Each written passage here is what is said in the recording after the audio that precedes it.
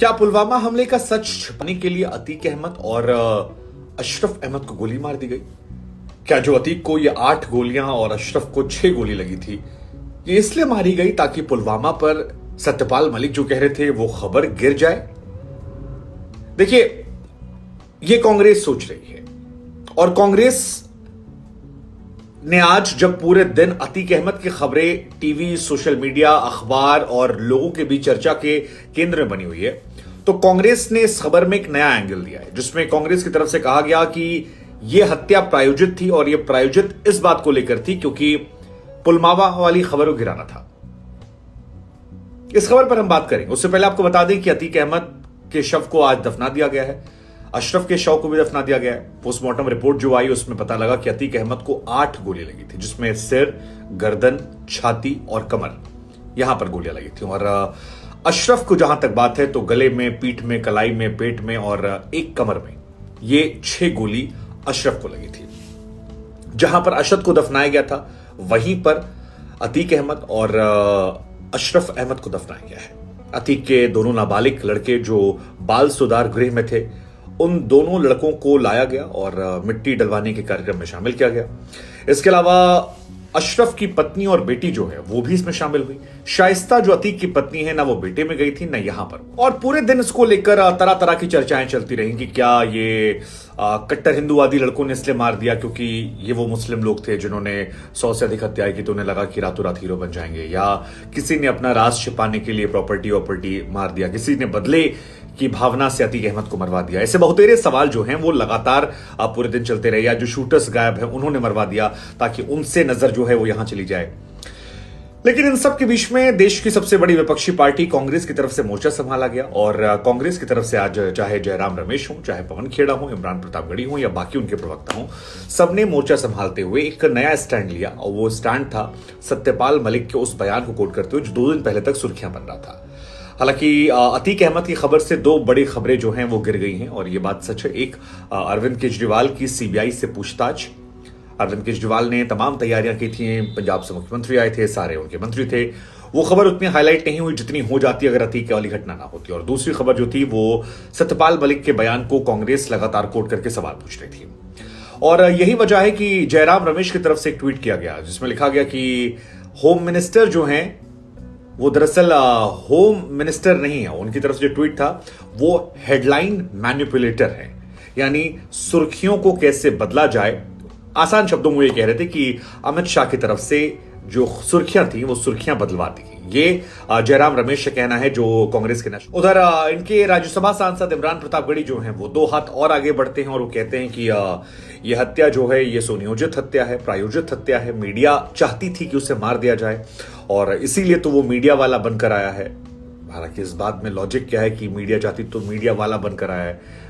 Media के लोग खुद बचे हैं, लेकिन अब ठीक है, सियासतदान अपनी सियासत करेंगे और उनका काम है। लेकिन ठीक है, अब मतलब मौत पर सियासत हिंदुस्तान की आदत रही है, हमारे यहां पर होती है, तो कुछ हैरानी वाली बात नहीं है। हर आदमी को अपनी सियासी रोटी सीखनी, चाहे बीजेपी हो, कांग्रेस हो, सपा हो, बसपा हो, और अपने अपने तरीके से अपने अपने अंदाज में करते हैं। तो इमरान प्रतापगढ़ी ने कहा कि ये सुनियोजित हत्या है और मीडिया जो है वो चाहती थी कि उसे मार दिया जाए, इसीलिए वो मीडिया वाले बनकर आए। और ये कहा कि पुलवामा हमले से ध्यान हटकाने के लिए ये पूरी घटना को अंजाम दिया गया। कमाल का राज है कि पुलिस कस्टडी में हत्याएं हो रही हैं। संविधान निर्माता का भी हमने कल ही जन्मदिन मनाया, ये उनकी तरफ से ट्वीट आया। इसके बाद पवन खेड़ा, आपको याद होगा, कांग्रेस के एक बड़े प्रवक्ता है, उनकी तरफ से भी ट्वीट आया कि खबरों की सुर्खियां बदल देने से खबरें खत्म नहीं हो जाती हैं, जवाब देना पड़ेगा। चीन को क्लीन चिट क्यों मिली, अडानी पर जेपीसी क्यों नहीं, 20,000 करोड़ जो है अडानी में किसका लगा, पुलवामा में लापरवाही किसकी, और तमाम और बातें जो है ये निकल कर आई।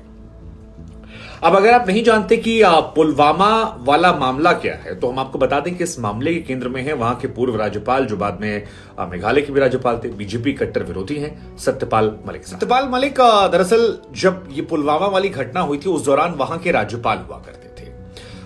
बीजेपी के लंबे दौर के नेता हैं, राज्यसभा सांसद हैं, काफी समय तक काम किया था। लेकिन वरुण गांधी की तरह इनका भी हृदय परिवर्तन बाद में देखने को मिला और इन्हें जम्मू कश्मीर से जब हटाया गया था उसके बाद से इनके रिश्ते बीजेपी से खराब होने लगे। मेघालय में थे, पहले बिहार के भी राज्यपाल रह चुके हैं। उसके बाद से बीते 3-4 सालों में लगातार इन्होंने मोदी सरकार के खिलाफ खूब मोर्चा खोल रखा है, क्योंकि आते भी ये किसान परिवार से यूपी में है और किसान आंदोलन के समय इन्होंने बहुत बेबाकी से सरकार के खिलाफ बातें बोली। बीजेपी सरकार की तरफ से इनको लेकर कोई खास रिएक्शन सामने नहीं आया, लेकिन जो बीजेपी की स्टाइल ऑफ ऑपरेशन है कि रिएक्शन कम दीजिए और धीरे धीरे साइडलाइन कर दीजिए। जैसे वरुण गांधी को लेकर कहा जा रहा है कि इस बार उन्हें टिकट नहीं मिलेगा, बीते 3 साल से वो लगातार बोल रहे हैं बीजेपी के खिलाफ। ऐसे ही सत्यपाल मलिक की कहानी चली थी, लेकिन सत्यपाल मलिक ने जो बात कही वो बहुत बड़ी बात उन्होंने कह दी, और वो कांग्रेस बात क्योंकि पहले उठाती रहती थी, कांग्रेस ने पिक कर लिया। सत्यपाल मलिक की तरफ से कहा गया कि पुलवामा में जो कुछ हुआ था दरअसल वो सरकार की फेलियर थी। उन्होंने कहा कि उनकी तरफ से जो बयान सामने आया कि सेना की तरफ से कहा गया था कि एक विमान दी थी सीआरपीएफ के जवानों को ले जाने के लिए, राजनाथ सिंह जी ने, लेकिन विमान नहीं दी, और जो रास्ता था उसे सही तरीके से सैनिटाइज नहीं किया गया, और ये सरकार की लापरवाही थी, लेकिन जानबूझ को इसमें पाकिस्तान का एंगल दे दिया गया ताकि अपनी गलतियों को छिपाया जा सके। ये सत्यपाल मलिक का स्टेटमेंट है। उन्होंने ये भी कहा कि प्रधानमंत्री ने उनसे कहा कि आप चुप रहिए, हम मैनेज कर लेंगे, और एनएसए फिर आ गए, और उसके बाद इस पूरे मामले को पाकिस्तान। और जो ये सवाल उन्होंने उठाया कि इतना ज्यादा आरडीएक्स कैसे मिला या पुलवामा की जांच कहां पहुंची, ये उन्होंने कई सालों बाद ये कहा है। अब इस मामले को लेकर सियासत जो है बहुत बढ़ गई। हालांकि इन्होंने कुछ और भी बातें कही, जैसे गोवा को लेकर कहा कि प्रधानमंत्री को करप्शन से दिक्कत नहीं है। गोवा में उन्होंने शिकायत की प्रधानमंत्री से, तो उन्होंने कहा ठीक है आप चुप रहिए, बाद में उन्हें बदल दिया गया। कई मामले, मतलब कुल मिलाकर आरोप जो लगाए वो उन्होंने सारे आरोप जो हैं वो मोदी सरकार पर लगा दिए। और बीजेपी की तरफ से भी बाद में कई सारे वीडियोस आए कि देखिए सत्यपाल मलिक राहुल गांधी को पहले कैसे बोलते थे कि ये नकारा है, निकम्मा है, इसने किया क्या है। उनके खुद के बयानों से पलटते हुए दिखाया कि उन्होंने कभी आरोप लगाया, पलट गए। ये सारी चीजें चल रही थी, लेकिन कांग्रेस को एक बड़ा मौका मिला, क्योंकि कांग्रेस 2019 के बाद से लगातार ये सवाल उठाती है कि पुलवामा में जो हमला हुआ था उसमें आरडीएक्स कहां से आया था, और बाकी सारी बातें जो हैं कि जांच कहां तक पहुंची। और बीजेपी उसको हर बार कहती है कि जब पाकिस्तान कबूल चुका है, दरअसल पाकिस्तान में एक मंत्री थे फवाद चौधरी ने वहां की पार्लियामेंट में एक बार कह दिया था कि पुलवामा में जो कुछ हुआ उस पर हमें गुरूर है, नाज है, और उसके बाद काफी ज्यादा चर्चाएं हुई थी। तो सरकार कहती कि उधर देखिए उन्होंने कह दिया, उसके बाद आप लोग उठाते हैं, लेकिन कांग्रेस कहती कि फिर भी आपको बताना पड़ेगा कि आरडीएक्स जो है वो क्यों नहीं मिला। और ये एक बहुत सेंसिटिव मामला है जिसको दोनों पॉलिटिकल पार्टी अपने अपने हिसाब से महीन बिटवीन द लाइंस खेलने की कोशिश करती हैं।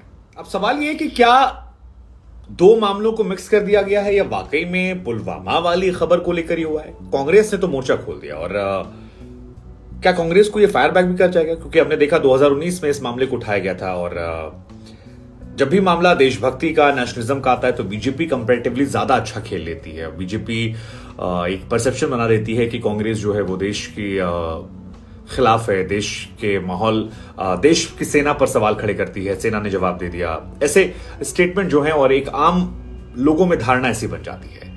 लेकिन अतीक अहमद की घटना के बीच में आपको क्या लगता है कि जो कांग्रेस ने आरोप लगाए हैं कि पुलवामा को छिपाने के लिए ऐसा क्या इसमें रत्ती भर भी सच्चाई आपको लगती है, या आपको लगता है कि खबरों में बने रहना जरूरी है, क्योंकि खबरें जो हैं अब अगले 2-3 दिन तक अतीक अहमद को लेकर चलेंगी। उधर केजरीवाल काफी हाईलाइट हैं, उन खबरों में कांग्रेस कहीं गायब ना हो जाए, कांग्रेस ने जो मुद्दे उठाए वो गायब ना हो जाए, क्योंकि विपक्ष में भी एक इंटरनल लड़ाई तो चली रही है।